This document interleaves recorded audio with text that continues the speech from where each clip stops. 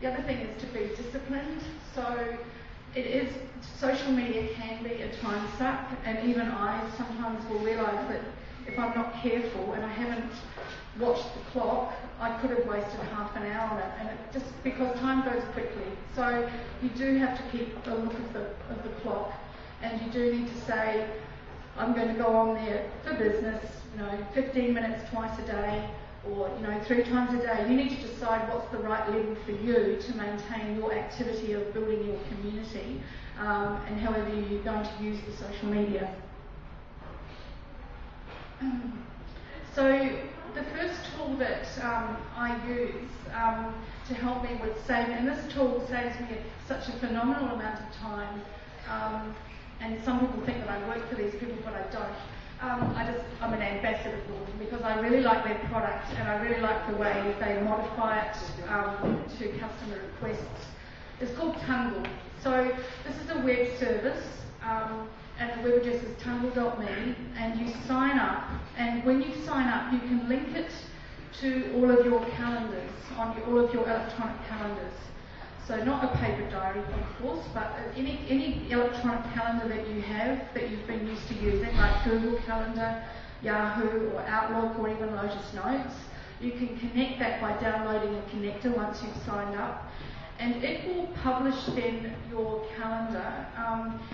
And what it does is it gives you can set up a profile page. My Tungle Me page is tungle.me/Helen Crozier. So if anybody goes to that, they can see my availability, and they can set up an appointment with me by clicking on a schedule an appointment with Helen. Then I will get an email and telling me that there's a selection of times that this person wants to meet with me or have a phone call with me. I can publish some of the events as public, so some of the events I don't mind letting people know where I am, or I can keep them private. Now this sort of service in a corporate environment would cost thousands of dollars, because it's like equivalent to Microsoft Exchange in a business environment, but it's better than that because it speaks to all of the different calendars. And so if you're working with other people and they sign up, you can actually, when you schedule a meeting with them, it will actually not let you schedule a time with them when they are busy on their calendar, which is really useful. It just saves so much telephone tag or email tag going backwards and forwards, trying to find, when can we meet? I actually have little widgets on my website or links to this page, and I actually will get requests from potential clients wanting to set up times when they've given me their available times, and then I can go and select my best time. And everything seems to be accelerated with the efficiency by using the system. So I really, really like it. It's down here, you've got links to your other areas. So like this is the public profile page, so it's got links to my Twitter, LinkedIn, and Facebook down there, and my contact details. Has anyone used or heard of Tungle? No. Now it's a Canadian company, and this is a free version. This will always be free. So I think everybody should be. The next sort of, it's not really a tool because this is quite low tech, this one, but it's a new time management technique that I've been using for the last couple of months. It's called the Pomodoro Technique. And it's actually really manual, but I still really like it. The only thing digital about it is the fact that I can replace the plastic timer with an app on my iPhone, which looks like a tomato and starts clicking. But time blocking is a really useful skill to get used to doing, especially when you're busy with a small business and with social media. So the idea behind the Pomodoro Technique, which was invented by an Italian professor back in the 90s, is that what you do is set aside a 25-minute block of time, and you put a timer on, and you have a list of tasks that you want to achieve in that, or work on in that 25 minutes, and you block out all other interruptions. So you make sure you haven't got email pinging off, or if you can turn off the phones, and you give yourself like a concerted blast of time on one task. And what happens is, if you get interrupted, you actually have to start the time again, the 25 minutes again. And then when you've done the 25 minutes, you take a 5-minute break. You proceed for 4 of those sessions, and then you take a longer break. This is if you've got the luxury of a day that's not cluttered up with appointments. So it's actually about training yourself to work and focus on one area where we're used to being interrupted all the time. And it's amazing when you try it, how much you will actually get done and how much you start to understand the value of time and how long it takes to actually do something. So if you go to the website, there's more about it. You can actually download an electronic version of the book. And there's an illustrated version of the book, which I've also got available on my iPad if anyone wants to have a look at it later. And it's not that technical. It uses paper and pencil to write down the list, and you tick off the things that you've done. And the more people that start to use it, the more people are telling me how much they're getting done with it. The Pomodoro, that's just like the Italian word for tomato. So some people don't like working with the sound of a ticking clock, but sometimes the adrenaline rush gives you a good surge of productivity, so you seem to get a lot more done. So that's one of the techniques. My third tool is a planning tool that I couldn't really live without either. It's called Mindmeister. So who uses mind maps? Yeah, quite a few. Does anyone use any online tools, or are they online tools of it? I really like mind maps, and I've done a lot of written mind maps, but what I find with this online tool is that the great thing about this is that it's really quick and simple. It doesn't have too many features. So I've used some more expensive MindJet, which is a more expensive, but with the money comes a lot more features and bloat that you don't end up using. So this is a simple drag and drop mind map tool, and what you can do is you can actually collaborate with other people who aren't with you. You can go online and share a particular map and work on a map together, which means that, if you've got a headset on and you're typing, you can actually have a brainstorming or planning session with somebody who's not with you, and then that map, you can actually work either at the same time or work together on a map, and you'll get an email or a notification saying, look, the map's been changed. There are revisions that go back, so you can go back to different versions of the map. And there's a big database of public maps that you can search through that give you great ideas. People put some amazing maps up in there. So, it's just a really useful tool that I use if I've got a client who's just in chaos. It really helps clarify where they are, and I will use it on, there's an iPad version, so you can use it on the iPad.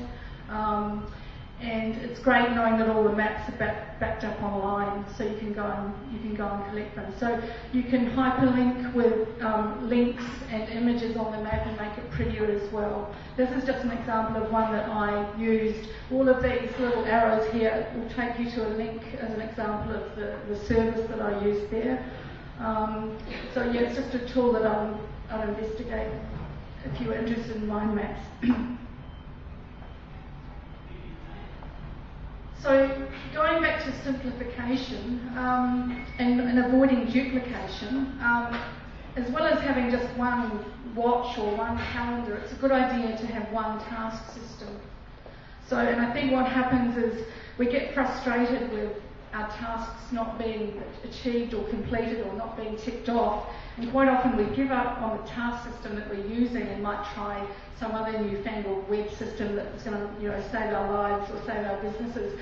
But really, probably if we just looked at how we were using the system that we were already using, it may be better to stick with that one system and do it really well, rather than chopping and changing all the time. So for me, I think it's really important, and most people would agree, that we have to have something written down in terms of what we want to achieve, otherwise we'd go insane. But it's about how we use that system and how we word the tasks, and whether or not they're actually achievable units as opposed to projects, whether or not we might actually move forward. So the task system that I use on my Mac is Things, and there are a number of reasons why I like that. It's just beautiful to use.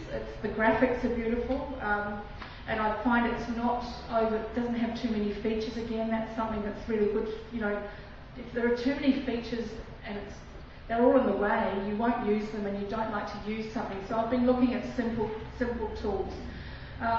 It has a beautiful iPad version, and you can also synchronize it to your iPhone as well. So you've got the portability, which I think is important. Sometimes you want to just, if something comes into your brain, there's an inbox section where you can just record it into the inbox, and then you can actually clarify on it later and make it into a more meaningful task later on.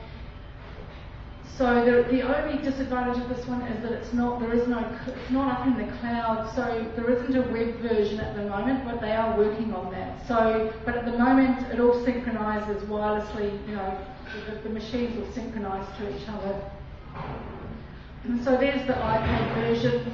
You can see there that it's just quite simple. It's got projects, it's got a Sunday box next, and the schedule is where you can hide stuff that's due on particular dates. And the red, on the right there we've got the red, which is like, so that's telling me that those tasks are attached to a particular project. So it's quite attractive.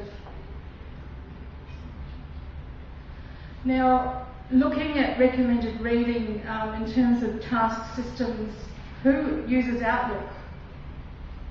Wow, lots of people. Okay. I'm really experienced with Outlook, and I really like it, but since, of course, going onto my Mac since January, I haven't used it, but I've got some computers that do use it, and a lot of my clients use it. And it's an incredible tool, but I think a lot of people don't know how to mould it to their best advantage. So for a long time, I've looked at David Allen getting things done. So we've got any hands of people who know who, yeah. So I'm a big fan of David Allen, and also even Stephen Covey, First Things First. But this man here, Michael Wienerberger, has just published this book, which seems to take the best pieces of those systems, and he's sort of changing how he thinks we should operate with this massive onslaught of work and, you know, things that we get to do. Now, he doesn't specifically mention social networking, but it's all part of the parcel. If we're getting more emails and things to do because of social networking, then we need to look at how we handle our tasks and time in general. I have the book here if anyone wants to look at it.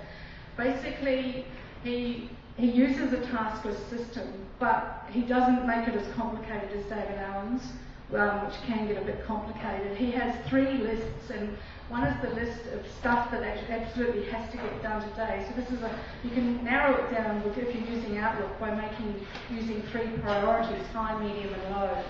So then you can customise the tasks accordingly, that you only see the high and the medium. So the high is the stuff that you can't really leave the office or go to bed until it's done, like it's the critical stuff. The next list is what he calls the next list of stuff that needs to be done. Now, he looks at the time frame of the next 7 to 10 days, or say by the end of next week, because anything after that, it's beyond our care zone. You know, we relax about stuff that's after that date, but he keeps the list of stuff that, you know, isn't critical. Once we've done all the criticals, we then move on to this list of the next stuff that needs to move forward.